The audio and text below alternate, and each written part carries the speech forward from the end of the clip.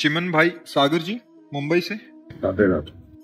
राधे राधे। श्री हरिवंश महाराज जी, हमारी एक संस्था है जो जरूरतमंदों को अनाज देते हैं, पर कुछ लोग हमें बोलते हैं कि आप इससे उनको कमजोर कर रहे हैं, इससे वो कुछ नहीं करेंगे। अतः आपसे प्रार्थना है कि आप हमारा मार्गदर्शन करें कि हम इस सेवा को कैसे सुचारू रूप से करें। ऐसे लोगों की बातें नहीं सुनते हैं, ये बहिर्मुख लोग होते हैं।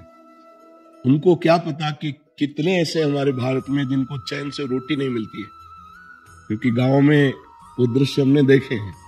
जो ऐसे लोग हैं उनका सहयोग करना चाहिए। कोई भी मनुष्य ऐसा नहीं कि कायर बन के जीना चाहता है।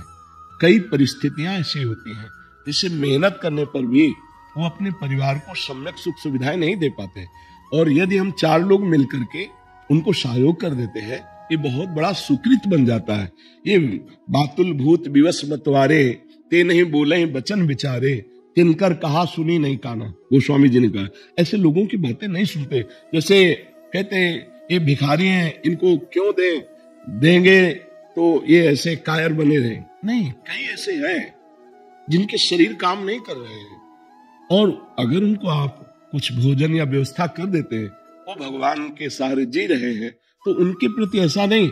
हाँ, कुछ ऐसे हैं जो इस तरह का नाटक करके व्यसन आदि करते हैं, उसमें थोड़ा ध्यान दे देना चाहिए।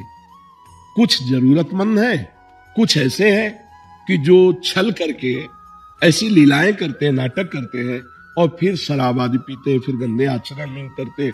उनको देख लेना चाहिए कि अगर ऐसे कहीं पाए जाए स्वभाव में, तो उनका सहयोग नहीं करना चाहिए। नहीं तो जो दैन्यता पूर्वक अपना व्यवहार ठीक से करते हैं और उनका हम सहयोग कर देते हैं, वो सुख पूर्वक खाते पीते हैं, तो ये हमारा धर्म बन जाएगा, ये हमारी सेवा बन जाएगी। पर कुछ होते हैं ऐसे, ये तो निश्चित है।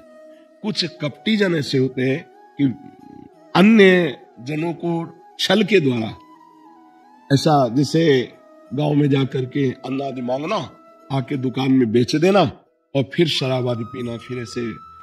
पर वही अपमान उन संतों का भी हो जाता है जो मांग करके लाते हैं और महीनों उससे भजन करते हैं। तो अब समझ में नहीं आता है। तो छल कपट तो साथ ही चलता है, बाया है। भगवान से प्रार्थना करे कि मुझे ऐसे लोगों की सेवा मिले जो वास्तविक सेवा हमें देने योग्य है, क्योंकि हम कैसे पहचान करें।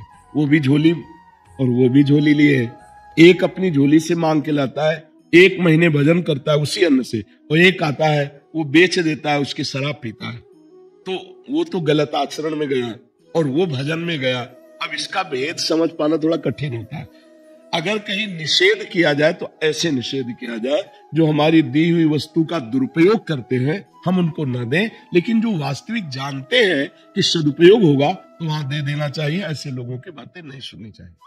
कुछ 10% ऐसे निकलते हैं जो गलत होते हैं, 90% जरूरतमंद वाला ही होता है। हाँ, बिल्कुल बिल्कुल ऐसा ही है, बिल्कुल।